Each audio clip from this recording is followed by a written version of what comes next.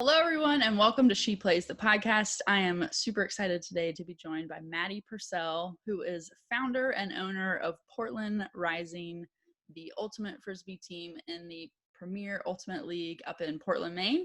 She is also a member of the PUL Board of Directors. Maddie, thanks so much for coming on. Thanks for having me. Excited to be here.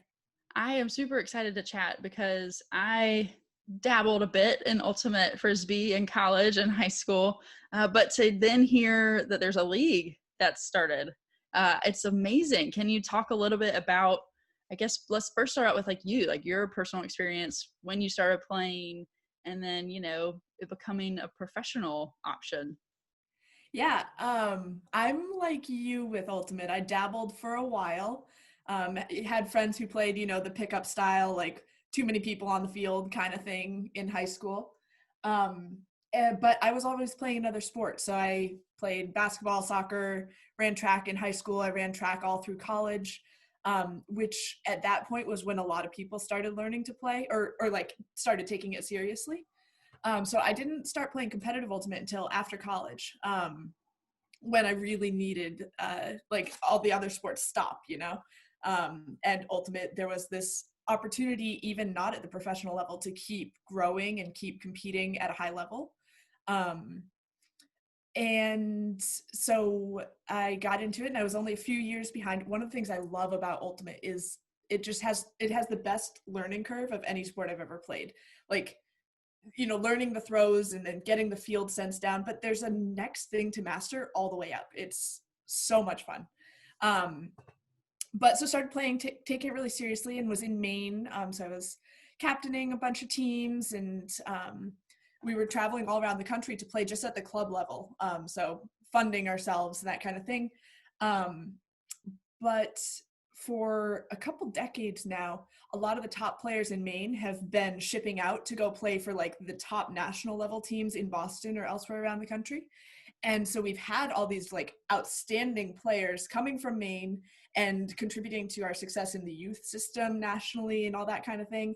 And then we weren't putting Maine on the ultimate stage at the highest level. And so when the opportunity came up to apply for a franchise in the PUL, I jumped on it immediately. And it's been a whirlwind of a first year to launch a professional team, but also an incredible one. Yeah, so I'd love to chat about that. So the PUL founded 2019, correct? It's kind of new. It's Officially it's brand pilot new, season. Yeah, I think, or actually there was a 2018, I think there were about 4 teams playing and then a couple teams starting to form. But the full league's first season was 2019. And now you have 12 teams, correct? Like expanded by 50%. Yeah, amazing. So yeah, let's chat about the league and again, like how it came to be. If you were able to play club, what then helped like elevate this up? I know that players get paid to play, which is amazing. But yeah, kind of, just that growth of something official. And then I'd love to hear, like what it looks like to bring on a franchise team if there are people listening that maybe would want to do that elsewhere. Yeah. So one of the challenges with Ultimate as a sport is it takes like very few resources to be able to play. I mean, we all dabbled, but the privilege required to be able to compete at a really high level, if you're funding yourself, like if you're paying for plane tickets around the country and committing every weekend during the season to training and practicing, traveling, like you have to have a lot of disposable time and income to be able to succeed at the highest level. Mm-hmm. And so there's an equity question there, and like who can participate, who can be the ambassadors of the sport. But also there's so many stories you can tell with a professional team and with letting athletes shine, not like doing their day job and then hitting the field afterwards, but as ambassadors and as role models. We were listening to a team webinar the other day, and I think it was LaChina Robinson, the ESPN commentator for the WNBA, was saying like, as soon as you put a jersey on, you're a role model to someone. And that really resonated across the board with the impact that we have just by existing. And then there's also a gender equity question where a couple men's pro leagues launched in Ultimate back in 2012. And it was just like off-putting and challenging for the community to see it happen that way, because Ultimate, while certainly not perfect, had been more gender equitable across the sport than a lot of others. So traditionally there's like the men's, women's, and then the mixed division where men and women compete on the same team. Um, and there's always like, well, are men touching the disc more? Like it hasn't been like a utopia or anything like that, but to have the men's professional side take off without including women in it, and or at least without creating like open opportunities for women to compete, seemed like a real missed opportunity. Mm. um, and I mean, even like with the sports looking potentially to the Olympics, people have a lot of feelings on whether that's a good idea or not. That would probably be in a mixed setting. Like it seemed like there were all these opportunities and it was just missed. And so rather than waiting for the folks building the men's professional scene to like recognize that women were an incredible value add, and we decided to make it the whole point, and that's how the PUL came about. Okay, that's awesome. I mean, I agree, missed opportunity for sure. And I feel like, yeah, that was always something that we played together. It's just very interesting. I know that there are different club teams. My cousin played on a club team at Davidson, and I as a, you mentioned like the youth movement, but on the college level, has it been growing still, expanding and across the country? Yeah, college is, I would say, mainstream now, and the sport has grown enough that most people going into competitive college programs already have experience with youth club teams, with their high school. A lot of kids are starting in middle school or earlier now. Awesome. In Maine, I think we have about 55 high school programs, which mostly operating at the club level right now, but there are tons of kids playing. And so now, the college nationals will be on ESPN or something like that, and they're like elite athletes. A lot of them are representing the top club teams already.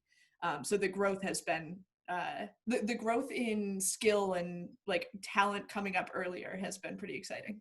Yeah, that's awesome. I do know that one of my friends from high school, her little brother got way into it, and I think he like played on the national team for a little bit, Yeah. which is like I had no idea there was even a national team, like world championships. I mean, this thing is it's amazing to see something that is. I feel like so many people just go out back and throw a frisbee, and it's like look at what you could become if you like really love it and like want to devote your time to it. Yeah, and that's one of the things that's exciting for us too when we're thinking about partnerships and marketing. Like we obviously are competing at an extremely elite level when we're finally able to hit the field, but ultimate isn't like a sport that you need. Like think about hockey or something, you'd have to get up at 4 a.m. and have all the gear to be able to even start to play. Ultimate, there's this accessibility, there's this like lifestyle component to it, obviously different from what we're competing at the pro level, but we can reach a large community with the excitement of the sport. That's awesome. Yeah, so let's chat really quickly just about the sport itself. So, like you said, you don't need much. I imagine it's like goal markers and a frisbee, or a disc. What do you call it officially in the pro league? Technically a disc, frisbee A is a disc. trademark. Okay. Okay. So then, like, how many people are allowed on the field or pitch? Again, like, I'm a beginner, but I so love it. I'm so excited. But like, yeah, how many people can play? Because I feel like in World Championships, I saw the numbers like 7 people. I don't Mm-hmm. know. I don't know what it's like at the league level. Yep, that's standard ultimate 7v7. It's comparable to a football field. It's a little narrower, but there are two end zones. It's a 70-meter pitch in between field, and yeah, all you need to play is a disc and some markers, cones or something like that.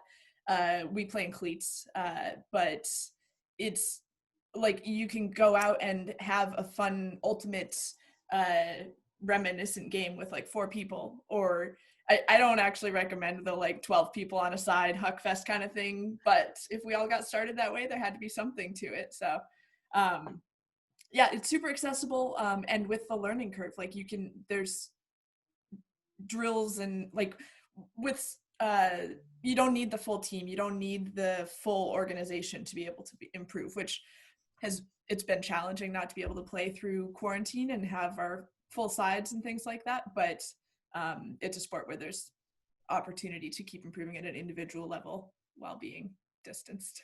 That is nice. And I'm sure just for like the mentality of an athlete, it's nice to know like I can still hone my craft even while right now we can't all be together. I'm sure that's been life-saving for Yeah, it is for some people. I mean, for some folks, it's like it's the competition that does it for them. True. Like they're athletes who are here to compete. So I think there's probably two sides to that one. Yeah. They're getting their mile time up real fast. No.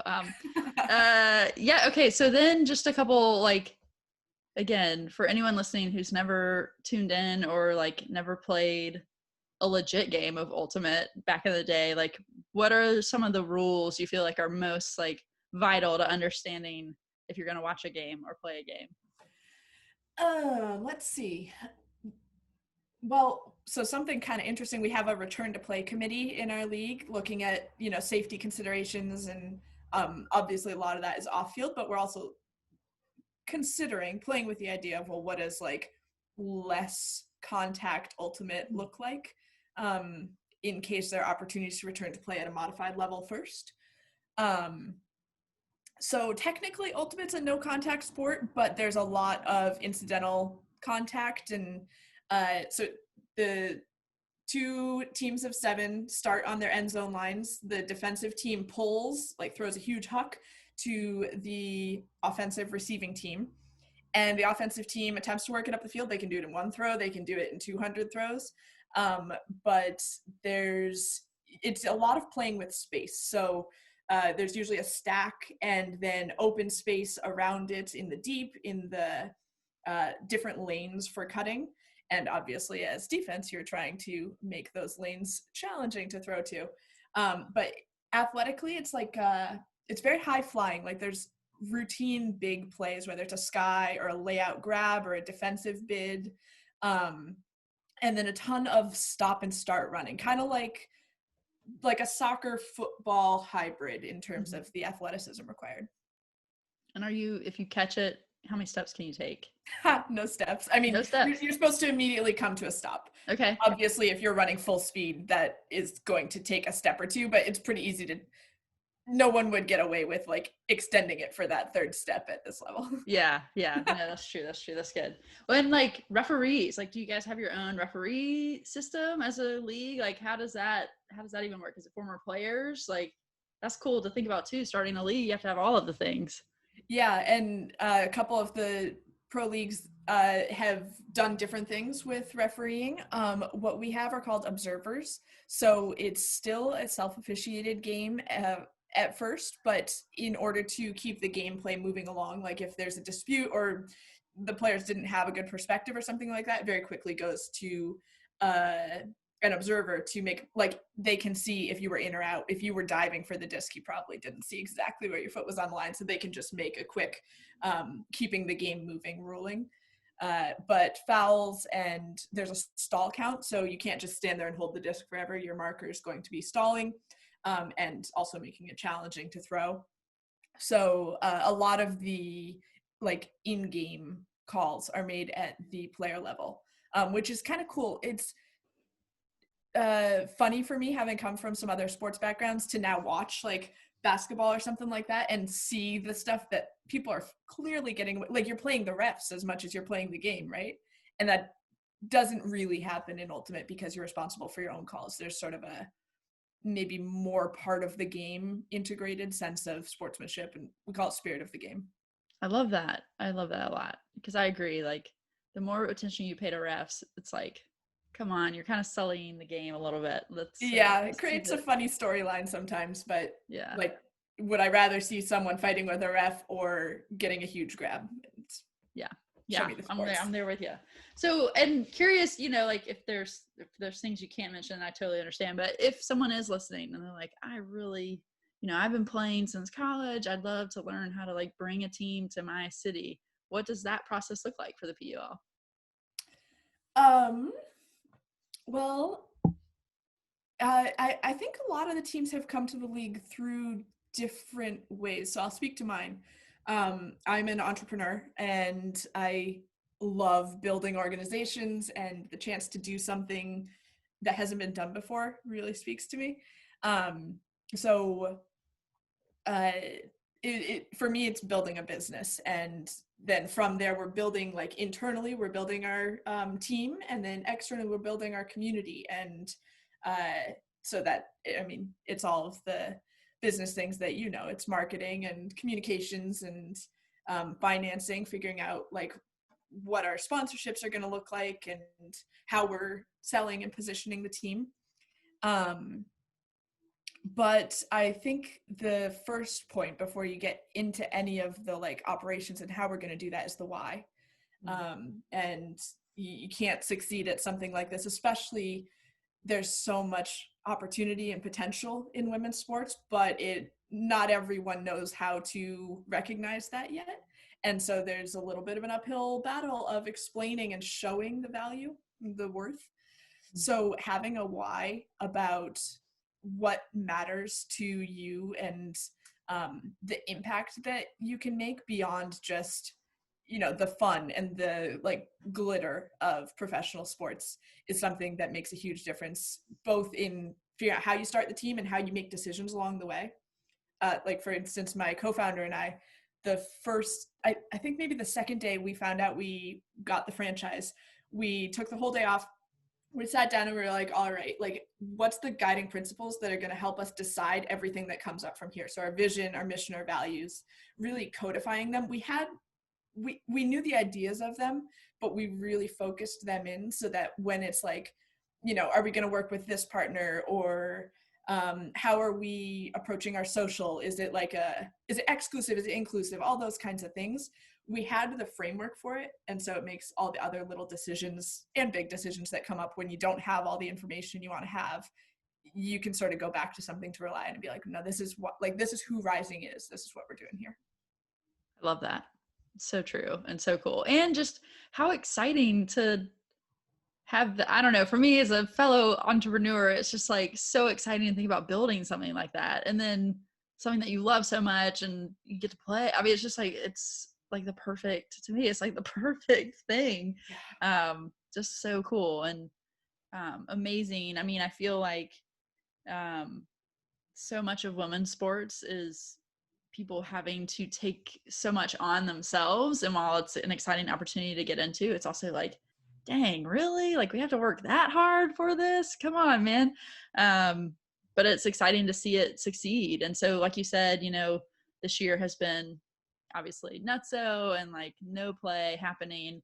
What are you guys hoping for 2021? I mean, all hinging on a vaccine, we're all hoping soon, but yeah, what's there to look forward to? And if your guys are going to grow, I saw like the sponsor or player campaigns, y'all have done 2 of those now and they've been hugely successful. So anything looking forward, what's coming up?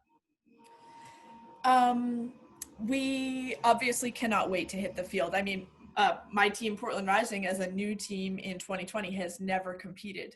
And so we formed the team, we had a team retreat, we started practicing, and then everything got shut down.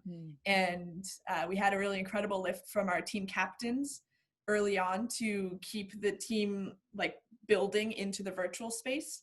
And so we've done a lot there. We haven't just been sitting on our hands, but we have our players, we've given them ownership of certain topics of how the team is building. And but at the same time, like, we all, especially players, I think, just can't wait to get back on the field. So at the league level, there's also been a lot of behind the scenes transformational work going on. We realized that part of the reason, I think, the sponsor player program and other, like, there's been so much ground support for this league in its very early stages, has been sort of like the social justice side to it. Like, hell yeah, there should be elite women, and we actually say women X because it's women, non-binary people. Like, it's very open, welcome league to folks with gender, like whoever's gender expression outside of men. And we have gotten a lot of credit, I think, as a league for being progressive and doing the right thing. And we realized, many of the white folks on the board realized that as we learned a lot more that we should have learned earlier about racial equity and systemic racism and things. We were aware of it and we thought we were doing a good job, and we just had not realized how much more there was to do. So we started taking responsibility for that and recognizing that, especially if we're going to get a lot of credit for being a league that's like doing it right and being sort of leading in the space of equity and justice, that we needed to be more authentic and like doing the harder work, not just the stuff that's like PR friendly, you know, like easy to brag about what we're doing. So we've been working really hard. They're probably almost as hard as if we had been operating a season, which we canceled pretty early in order to work on this sort of league-wide transformation. And so we've recommitted almost all of the, I think it's like 50% equity work right now and 50% operations in terms of our resources, which as a new league, honestly, aren't that extensive yet. So it's meant a lot of reprioritization to focus there. So we diversified our board, and in the process made it a lot stronger with a ton of new experts who are going to lead us both through their lived experience and their like professional chops into the future more equitably. And we're currently working on our return to play and our business model. We're also looking at, I mean, even at the business model side, like we talk about money and representation so much in women's sports, but a lot of the ways that we do money here are like racially implicated. Obviously, we know about like female athletes getting paid less than male athletes systemically. That's obvious. But the ways that capitalism has been built on exploitation, and the ways that white people have been able to accumulate a lot more wealth through systemic applications than Black people, people of color, Indigenous people.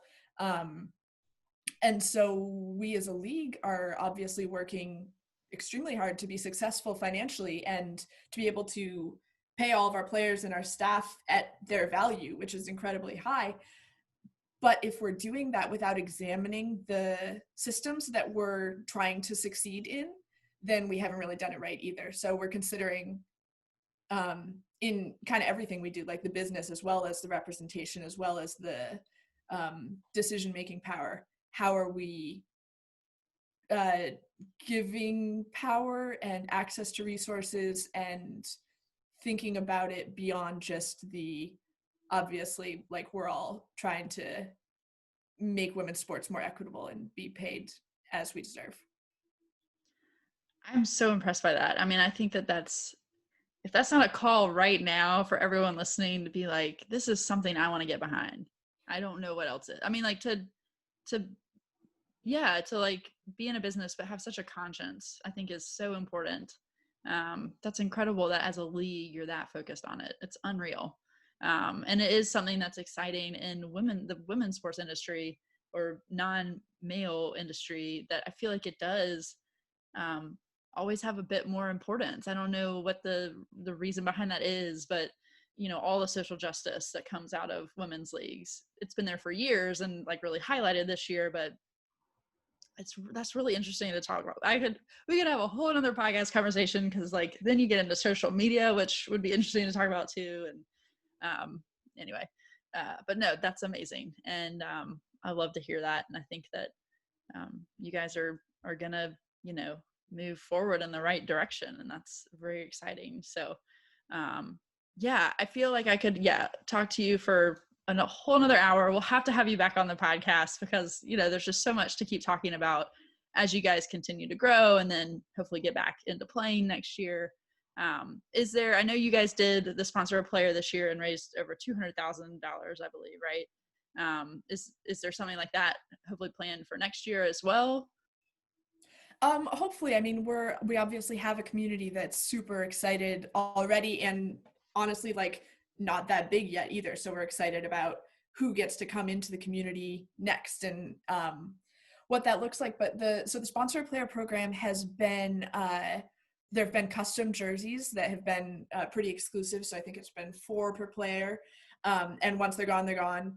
And so it's been this like special opportunity to get to buy in and be a part of something. And I don't know if it'll be the exact same format. We have an incredible relationship with our apparel provider, VC Ultimate, who's also like really working to look beyond the obvious in terms of equity and social justice.